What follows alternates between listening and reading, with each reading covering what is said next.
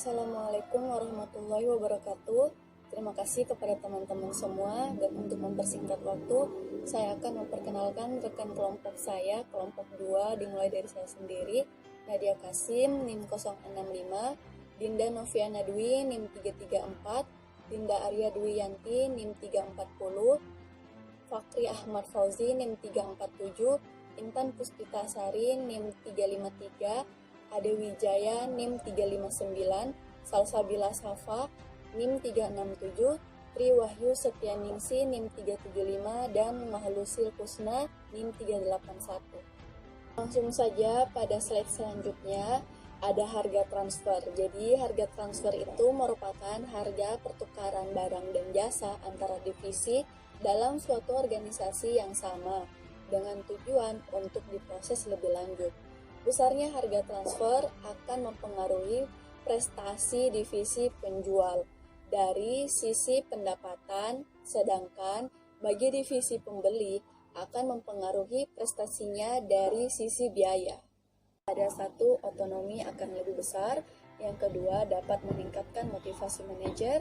Yang ketiga, ada penilaian terhadap prestasi lebih baik. Dan yang keempat, tujuan yang selaras dan seimbang atas bagian. Dan ada juga pasar internasional. Yang pertama, satu, mengurangi nilai pajak, tarif, dan kewajiban. Yang kedua, dapat mengurangi resiko kurs. Yang ketiga, dapat memperbaiki posisi bersaing. Dan keempat, bisa memperbaiki hubungan pemerintah. Dan selanjutnya akan dijelaskan oleh teman. Dampak penentuan harga transfer terhadap divisi dan perusahaan secara keseluruhan. Ketika satu divisi dari satu perusahaan menjual pada divisi lain, kedua divisi tersebut dan perusahaan secara keseluruhan terkena pengaruhnya. Harga yang dikenakan untuk barang yang ditransfer berpengaruh biaya divisi pembeli dan pendapatan divisi penjual. Artinya, laba kedua divisi dan kompensasi para manajer mereka dipengaruhi oleh harga transfer. Masalah pokok dalam penentuan harga transfer yaitu apabila suatu pusat pertanggungjawaban telah didesentralisasi secara murni, maka pengambilan keputusan dan kebijakan akan dilakukan oleh manajer unit. Suatu unit dianggap sebagai suatu perusahaan yang berdiri sendiri sehingga segala keputusan berada di tangan manajer unit tanpa adanya campur tangan dari manajer pusat. Sebaliknya, apabila suatu unit masih dipengaruhi dengan kuat oleh manajer pusat, berarti perusahaan ini belum menerapkan desentralisasi sepenuhnya. Dalam penetapan harga transfer terdapat kriteria-kriteria yang harus dilakukan oleh perusahaan. Yang pertama adalah kantor pusat ini seharusnya tidak melakukan intervensi pada kebebasan manajer divisi untuk melakukan atau mengambil keputusan. Lalu yang kedua adalah manajer puncak ini harus memiliki kemampuan untuk menilai prestasi dalam suatu divisi dengan adil dan bijaksana dan tidak memojokkan suatu divisi untuk mengambil keuntungannya sendiri. Lalu yang ketiga adalah mampu dan dapat meningkatkan laba serta tidak mengabaikan kepentingan bersama. Dalam penetapan harga transfer ini memiliki kebijakan yang mana harus dilakukan oleh perusahaan. Pertama adalah harga transfer minimum yang mana mengharuskan keadaan divisi penjual tidak menjadi lebih buruk jika barang tersebut dijual kepada divisi internal daripada pihak luar. Lalu yang kedua adalah harga transfer maksimum yang mana akan membuat keadaan divisi pembeli lebih buruk jika suatu input ini dibeli dari divisi internal daripada jika barang tersebut dijual kepada pihak eksternal. Lalu yang ketiga adalah harga transfer harus dapat mendorong unit penjual untuk tetap menjaga standar yang ketat dan mempunyai motivasi yang kuat untuk menekan biaya. Lalu yang keempat adalah faktor-faktor prestasi ini harus dapat diidentifikasikan sesuai dengan tanggung jawabnya. Lalu yang kelima adalah administrasi biaya perlu mendapatkan perhatian yang lebih agar dapat memberikan informasi yang adil dan akurat mengenai aktivitas masing-masing Situasi yang melatar belakangi penentuan harga transfer. Dalam situasi pasar yang terbatas, harga transfer yang paling sesuai digunakan adalah harga kompetitif atau harga yang bersaing. Dengan pertimbangan, yang pertama, harga pasar yang kompetitif akan mengatur kontribusi dari masing-masing unit terhadap laba tetap perusahaan. Jika kapasitas internal tidak tersedia, maka perusahaan harus membeli dari pemasok luar dengan harga yang bersaing pula, sehingga selisih antara harga yang kompetitif tersebut dengan biaya di dalam perusahaan akan merupakan penghematan karena perusahaan membuat sendiri dan tidak membeli. Yang kedua, harga yang kompetitif dapat mengukur seberapa baik prestasi unit dalam menghadapi persaingan. Dan yang ketiga, harga kompetitif tidak tergantung pada kondisi intern perusahaan atau independen. Persoalan yang timbul adalah bagaimana menentukan harga yang bersaing apabila unit yang diproduksi tidak pernah menjual produknya keluar perusahaan. Ada beberapa petunjuk yang mungkin dapat mengikuti dalam menentukan harga bersaing sebagai berikut. Yang pertama, harga-harga pasar yang dipublikasikan dapat digunakan sebagai petunjuk awal untuk menentukan harga transfer. Harga publikasi perlu disesuaikan agar menunjukkan jumlah harga yang benar-benar dibayarkan di pasaran, dan kondisi yang berlaku di pasar akan sesuai dengan kondisi yang ada dalam perusahaan. Yang kedua, harga penawaran dari pembeli ekstern merupakan informasi yang berharga untuk menentukan harga bersaing. Yang ketiga, harga jual suatu produk yang ditawarkan pihak lain yang memiliki kondisi yang sama seperti kualitas, teknologi, dan kemudahan pelayanan. Dan yang keempat, memperhitungkan biaya-biaya yang timbul karena adanya perbedaan seperti mutu produk, desain, atau syarat-syarat penjualan lainnya antara produk unit penjual dengan produk serupa di pasaran. Di sini saya akan menjelaskan metode penentuan harga transfer. Rumus umum harga transfer yang dapat digunakan oleh seorang manajer sebagai titik awal dalam menghitung harga transfer, yaitu harga transfer sama dengan harga pokok persatuan tambah hilangnya keuntungan CM persatuan penjualan keluar. Metode penentuan harga transfer dibagi menjadi 3, yaitu harga transfer berdasarkan harga pasar, harga transfer berdasarkan biaya, harga transfer negosiasi.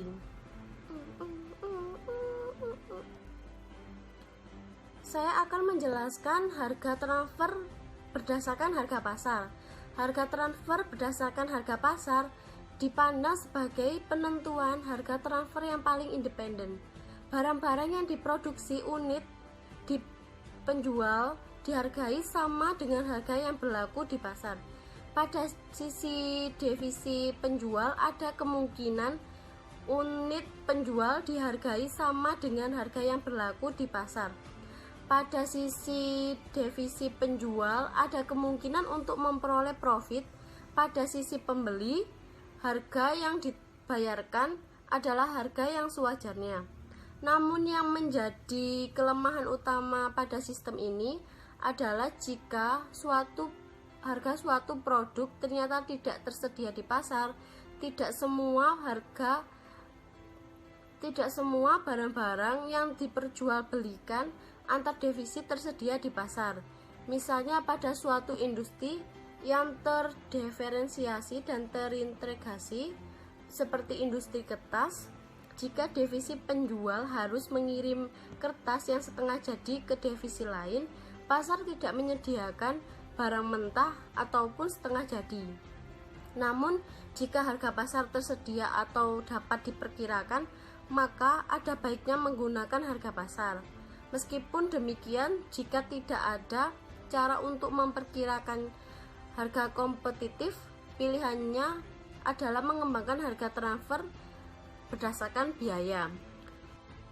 Situasi ideal yang harus ada dalam penetapan harga transfer berdasar harga pasar untuk mendorong adanya keselarasan tujuan adalah sebagai berikut. Yang pertama, orang-orang yang kompeten. Idealnya, para manajer harus memperhatikan kinerja jangka panjang dari pusat tanggung jawab mereka. Sama seperti kinerja jangka pendeknya, staf yang terlibat dalam negosiasi dan arbitrase harga transfer juga harus kompeten. Yang kedua, atmosfer yang baik. Para manajer harus menjadikan profitabilitas sebagaimana diukur dalam laporan laba rugi mereka sebagai cita-cita yang penting dan pertimbangan yang signifikan dalam penilaian kinerja mereka.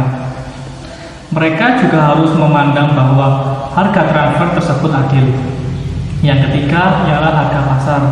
Harga pasar yang ideal adalah berdasarkan harga pasar normal dan mapan dari produk identik yang sedang ditransfer.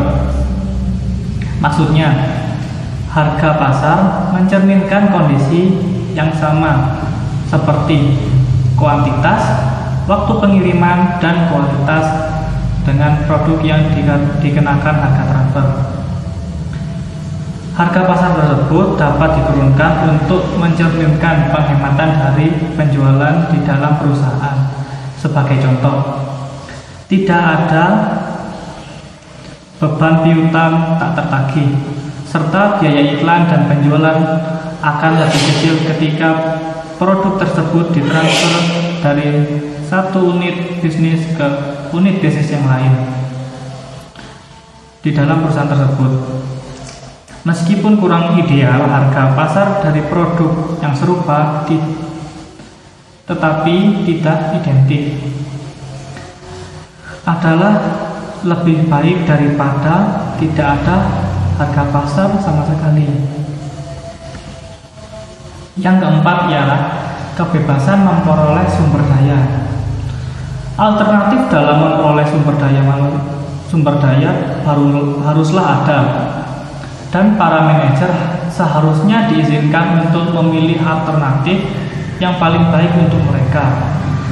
Manajer pembelian harus bebas untuk membeli dari pihak luar, dan manajer penjualan harus bebas untuk menjual ke pihak luar.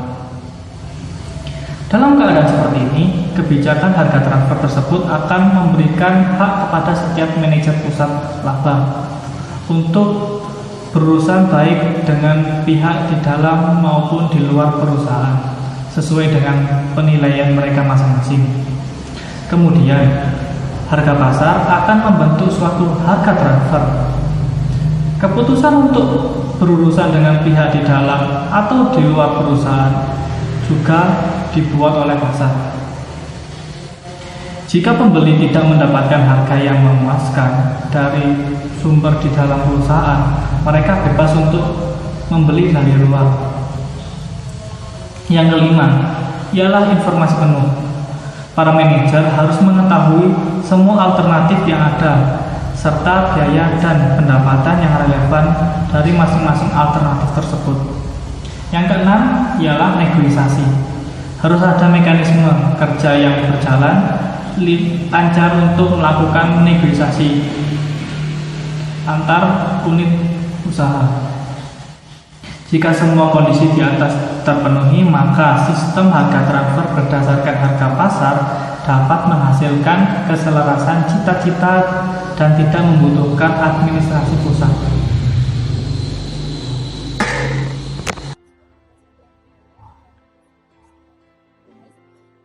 Yaitu di mana perusahaan menggunakan metode penerapan harga transfer atas dasar biaya yang ditimbulkan oleh divisi penjualan dalam memproduksi barang atau jasanya.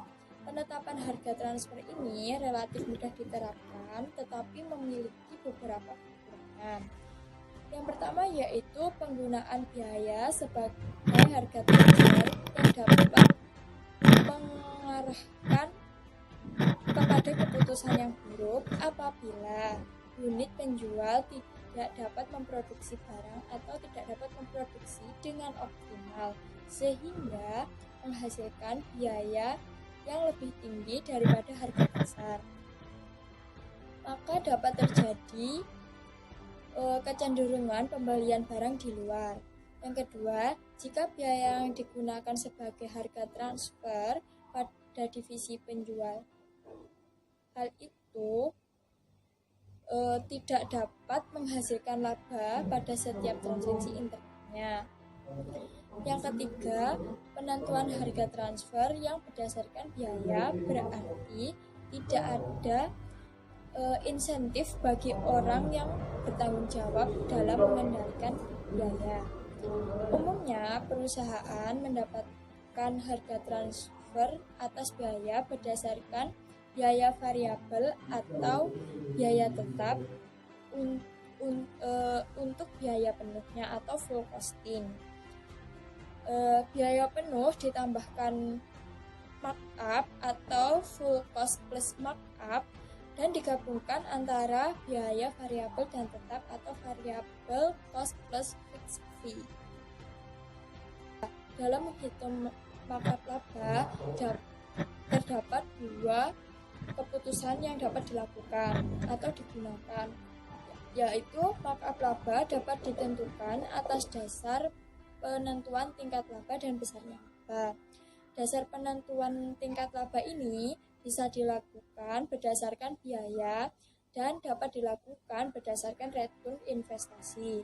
Kesulitannya yaitu apabila dilakukan berdasarkan biaya, maka tidak dapat memperhitungkan investasi yang dilakukan, dan sebaliknya jika dihitung berdasarkan investasi maka sulit untuk memperhitungkan besarnya investasi yang diperhitungkan. Masalah kedua dalam penyusunan laba adalah besarnya jumlah laba. Persepsi manajemen senior atas kerja keuangan dari suatu pusat laba akan dipengaruhi oleh laba yang ditunjukkan oleh pusat laba tersebut. Konsekuensinya, jika mungkin, penyisihan laba harus dapat mendekati pengambilan yang akan diperoleh seandainya unit usaha tersebut merupakan perusahaan independen yang menjual produknya keluar. Berbagai pendekatan yang bisa dilakukan adalah: 1. Berdasarkan laba jika divisi penjual menganggap sebagai unit usaha yang independen atau pusat laba. 2. Berdasarkan taksiran atau return atas investasi yang telah dilakukan. Yang ketiga, dapat dilihat jika divisi penjual selain mentransfer produknya ke divisi pembeli juga menjual kepada pihak lain, maka laba yang akan ditentukan dapat dilihat dari presentasi profit margin rata-rata berdasarkan harga pokok standarnya. Yang keempat, dengan menggunakan profit margin perusahaan jika produknya sama. Kemudian harga transfer negosiasi. Nah, dalam ketiadaan harga, beberapa perusahaan ini memerlukan divisi-divisi dalam perusahaan yang berkepentingan dengan transfer pricing untuk menegosiasikan harga transfer yang diinginkan. Nah, beberapa harga transfer ini memiliki kelebihan, yaitu yang pertama, pendekatan ini melindungi otonomi divisi dan konsisten dengan semangat desentralisasi. Kemudian yang kedua, manajer divisinya cenderung memiliki informasi yang lebih tentang biaya laba potensial atas transfer dibanding pihak-pihak lain dalam perusahaan. Harga transfer negosiasi ini mencerminkan perspektif kontrolabilitas yang inherent dalam pusat-pusat pertanggungjawabannya, karena di setiap divisi yang berkepentingan tersebut pada akhirnya akan bertanggung jawab kembali atas harga transfer yang dinegosiasikan.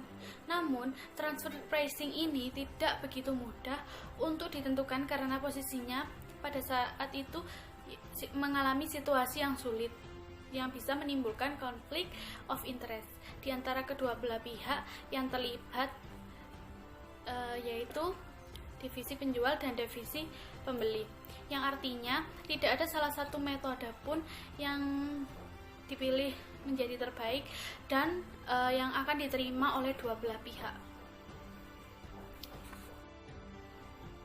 Selanjutnya yaitu two-step pricing.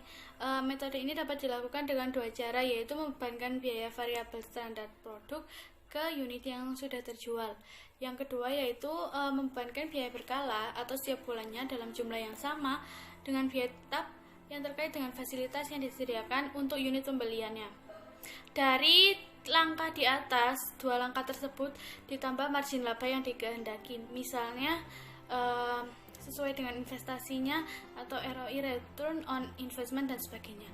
Seperti contoh di bawah ini, yaitu di situ tertera perkiraan penjualan bulanan produk A ke divisi Y 5.000 unit. Kemudian biaya variabelnya atau unit divisi X-nya $5. Dan selanjutnya biaya tetap bulanan yang dialokasikan ke produk A yaitu $20.000. Investasi modal kerja dan fasilitasnya yaitu $1.200.000.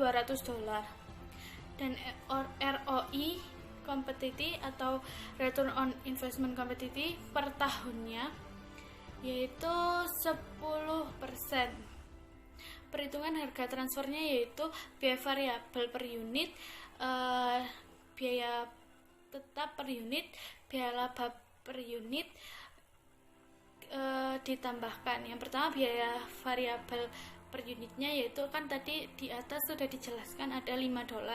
Kemudian biaya tetap per unitnya yaitu diperoleh dari $20.000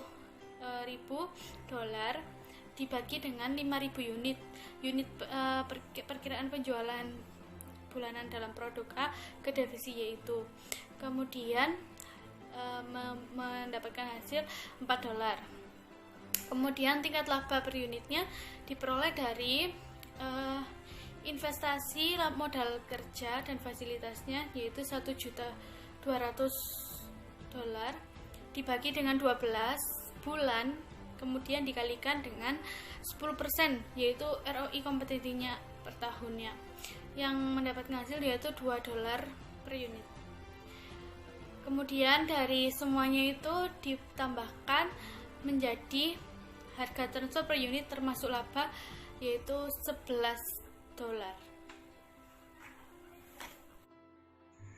Di sini saya akan menjelaskan tentang contoh kasus dari harga transfer.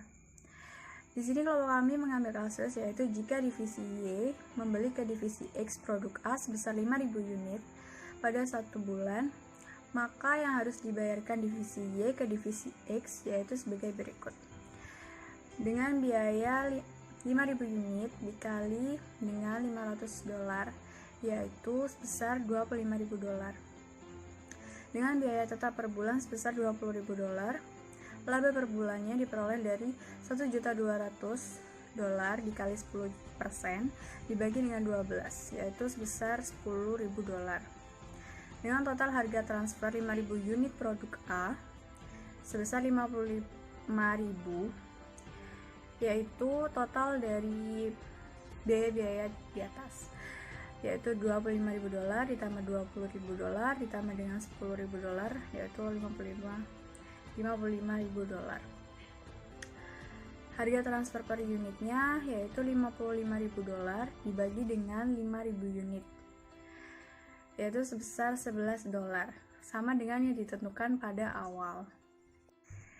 Nah, jika tadi 5.000 unit, sekarang jika divisi Y membeli ke divisi X produk A sebesar 4.000 unit pada suatu bulan, maka yang harus dibayarkan divisi Y ke divisi X yaitu dengan rincian sebagai berikut, di mana biaya diperoleh dari 4.000 unit dikali dengan $500 sama dengan $20.000.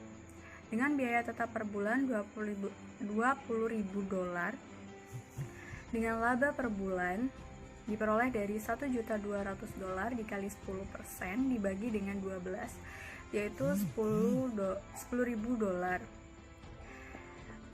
Total harga transfernya sebesar $50.000 diperoleh dari hasil biaya-biaya di atas yaitu $20.000 ditambah dengan $20.000 ditambah dengan $10.000 dari laba per bulan. Untuk harga transfer per unit yaitu $50.000 dibagi dengan 4.000 unit yaitu sebesar $12.5. Berbeda dengan yang ditetapkan di awal, karena divisi Y harus menanggung penalti karena tidak menggunakan fasilitas X yang telah disediakan. Dari penjelasan yang telah dijelaskan sebelumnya, dapat disimpulkan bahwa biaya variabel pada produk A sama dengan biaya variabel pada unit Y. Untuk unit Y akan membuat keputusan pemasaran jangka pendek yang tepat. Hal ini dikarenakan mempunyai informasi biaya tetap dan laba dari produk A yang juga dapat digunakan untuk keputusan jangka panjang. Yang ketiga adalah perhitungan biaya tetap berdasarkan kapasitas produksi dari produk A yang tersedia dan dijual ke produk Y. Yang keempat ada investasi tercermin dari kapasitas produksi. Dan yang terakhir ada ROI yang diperoleh unit X dari produk kompetitif atau bersaing. Hal-hal yang perlu dipertimbangkan dalam penentuan harga transfer dua langkah yaitu ada yang pertama, pembebanan biaya tetap dan laba bulanan harus dinegosiasikan secara berkala atau teratur, tergantung pada kapasitas yang digunakan oleh unit pembelian. Yang kedua, ada keakuratan alokasi investasi dan biaya tersebut secara individual tidak sulit. Bukan pada teknik alokasinya, melainkan pada keputusan jumlah kapasitas yang disediakan untuk berbagai jenis produk yang dijual ke unit yang sama. Yang ketiga ada dengan sistem ini, kinerja laba unit produk X tidak dipengaruhi oleh volume yang terjual. Yang keempat ada memungkinkan terjadinya konflik kepentingan antara unit produksi X dengan perusahaan. Apabila kapasitas terbatas, unit produksi dapat meningkatkan laba dengan cara menggunakan kapasitas tersedia dan menjual ke pasar. Yang terakhir adalah metode ini sama dengan penentuan harga, yaitu ambil atau bayar, atau disebut take or pay. Pada perusahaan, sarana umum, saluran pipa, serta kontrak jangka panjang lainnya. Demikian penjelasan dari kelompok kami. Apabila ada kekurangan dan kesalahan kata, kami mohon maaf. Wassalamualaikum warahmatullahi wabarakatuh.